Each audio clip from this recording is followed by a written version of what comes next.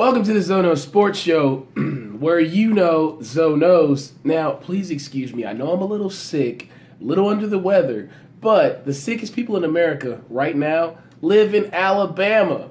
Now, last night, we can't blame Lane, can't blame the lights, can't blame Deshaun Watson. Clemson playing just got it done. They beat Alabama in the national championship, prevent them from going back to back. So I look at this game, and Deshaun Watson played peerless. Go Deshaun, what you gonna do? Go Deshaun, what you gonna do? The man did not turn the ball over whatsoever. I mean, the man had 36 for 56 attempts passing. So completion percentage and rate way up there. 420 yards passing, 3 TDs. The biggest thing, like I said, no interceptions. You keep that Alabama team from picking balls off, going to the crib, you're more likely to win a game against this stout defense. Now, Nick Saban, does this do something to his legacy? I don't think so. He's won 5 national championships. He lost the opportunity to win number 6 because, of course, when you play a Deshaun Watson, such as he's on the level of a Vince Young when it comes to big games. Vince Young in college always had a knack at Ohio State against USC, finding a way to win the game for his team when it mattered most. May not have had that great of an NFL career. Started out okay, but fizzled out in the league. But in college, Vince Young had it in here. I remember the Rose Bowl against Michigan, against Steve Breston and those boys. Do you remember? I remember Vince Young prancing and dancing to make a name for himself and followed it up next year with that amazing performance, which is what Deshaun Watson did by beating Alabama this year. Yes, he didn't win the Heisman. I understand that. However, the Alabama defense, they really showed that they respected his athleticism. Now, they bullied Clemson and Deshaun Watson early. That's expected. They're big, bad, tough guys. Reuben Foster tried to rip the man's head off and give it to his mother for a Christmas gift next year. So I really think that once Deshaun settled down and had the opportunity to find himself and find his weapons, that's when we saw everything open up. Now, speaking of his weapons, 4 Clemson receivers last night had 90-plus yards. That was Jordan Leggett, Mike Williams, who didn't play last year. Deion Kane didn't play last year, got sent home. And then Hunter Renfrow with the 2 touchdowns and the game winner. They all had 90-plus yards receiving. Clemson had 511 on the game. So what that tells me is that they out-schemed, and they had players that outplayed Alabama's DBs. Eddie Jackson couldn't play. Minkah Fitzpatrick didn't make the same plays that we've seen him make time in and time out. So what that did was it really, I think, gave the Clemson defense as well as the receivers a lot of belief as to what their ability was in this game and that they could, in fact, win the national championship. Dabo can tell your team that all you want, but the players have to believe it. Now, one takeaway that I have from this game that really changed everything, Bo Scarborough, when he went out, I mean, you could see it visibly took a toll on the Alabama team because he was actually the one who really, the last few weeks, has shown that he was supposed to be the featured back in this offense behind Damian Harris, but he's had knee issues all year. Bo Scarborough gets hurt. He had 16 carries for 93 yards, 2 touchdowns. And the touchdowns that he had were long, powerful touchdowns. He looked like Derrick Henry from a year ago. So the late heroics in this game were amazing. Jalen Hurts, his late TD scramble, you thought for a second, maybe Alabama has it. But Deshaun Watson says you got to be quicker than that, Alabama. So I really enjoyed watching this game. Everybody showed up to this stage with their mullets and their tuxedo shirts on. Party in the front. Well, excuse me, business in the front, party in the back. So I like this game. The game winner on the play where it's a pick route, those defensive backs got to do a better job there. For one, that's coaching or it's on the players. I'm not sure if they lined up wrong or they were told to line up even. You got to line up staggered there to give yourself some room for that inside crosser as well as a route over the top that close to the goal line. I had teammates on Facebook talking about, hey, shout out to Beam, shout out to B-Loss. I had teammates that talked about that type of play. They're going to banjo that. Now, what's a banjo? What that means is you'll have 2 DBs out there. One will either take the inside route, one will take the outside. You take the receiver that comes to you. You don't try to play man that close to the goal line, especially lined up even. So I didn't like that. Now, granted, there was a lot of things that went into this game that that could have contributed to Alabama losing, but they got to blame Deshaun because Deshaun, he did what it took. He got spun through the air a few times by Reuben Foster. Reuben Foster, I mean, that guy to me, he's an Ed Reed type player. Every time he hits you, he's looking to damage you internally, hurt you. And I mean, you got to have that type of mentality when you play defense. But I really like the fact that Deshaun Watson had to work for this, and he showed he didn't mind working for it, which they say he's the number 3 quarterback behind Mitch Trubisky and Deshaun Kaiser. Who are these guys? Mitch Trubisky, 13 games started, and then Deshaun Kaiser played for a Notre Dame team that went, 6-6? Was that? Did they make a bowl game? I don't think they did. Maybe 5-7, I want to say. So, Clemson really earned this game. They lost 2 fumbles, but the best thing they did was they did not allow Bama to score the defensive touchdown.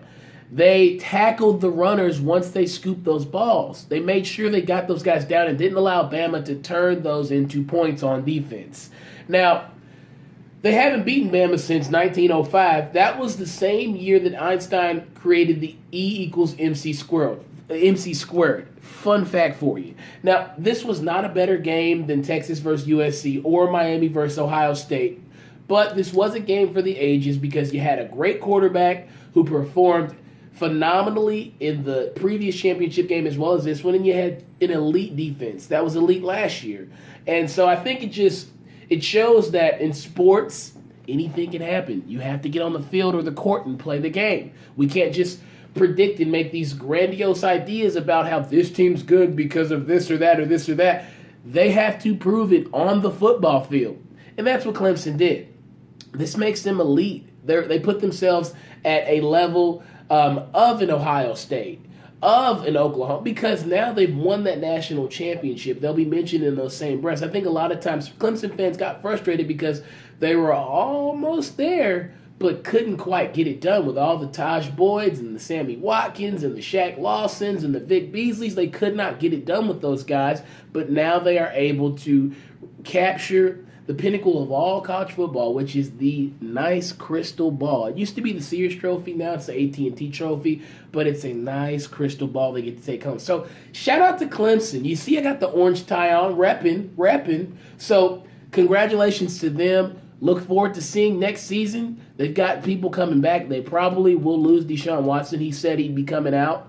So that's that'll be a tough guy to replace. But enjoy watching Deshaun Watson in college. Alabama's got a great team. Jalen Hurts will continue to develop. He's just a true freshman. So they will remain good.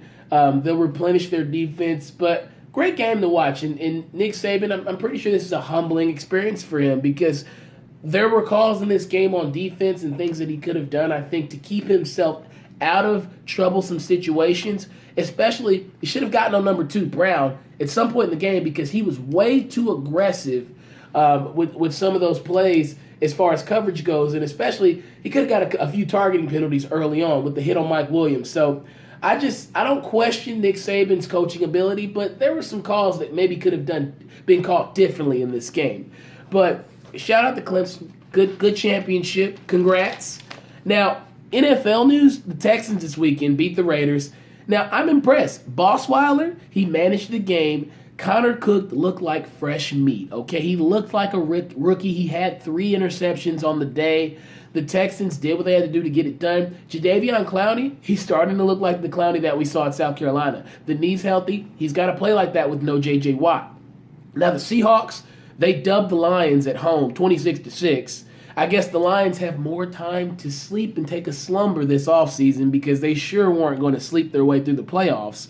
Well, it looks like they showed up to Seattle and were sleepless because they kept those boys up all night. Now, the Steelers predictably bust the Dolphins 30-12. Big Ben, Antonio Brown, Le'Veon Bell, those are 3 star-studded offensive talents that you put them all together, you're always going to come out with the best recipe. So you can't go wrong with guys like that on that side of the ball. I think it gives them a shot to beat New England and potentially make it to the Super Bowl. It just depends on what happens down the line, depends on who stays healthy, but I think they have a shot from that wild card spot. Also, Green Bay, they earned the road less traveled through Dallas, Dak Prescott, and Zeke Elliott.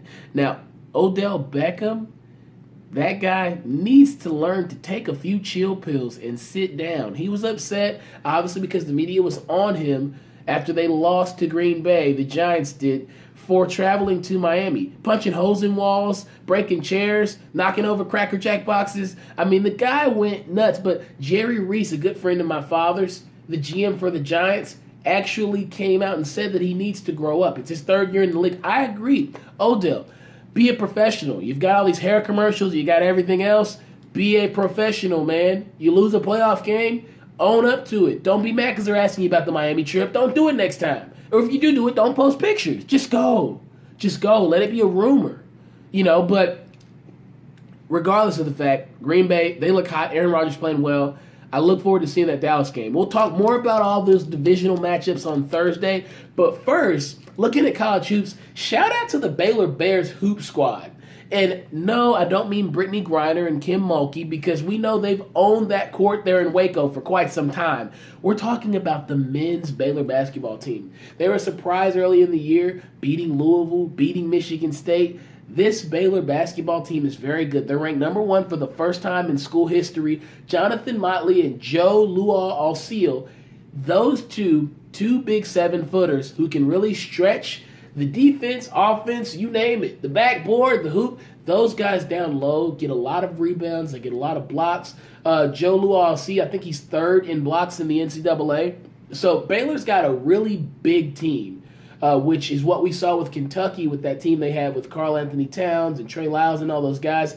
Baylor's got a tall team that can shoot. So that makes them very dangerous, and they like to run as well. They can play any style from what I've seen. They played slow the first half against Michigan State earlier this year, sped it up second half, and pulled away.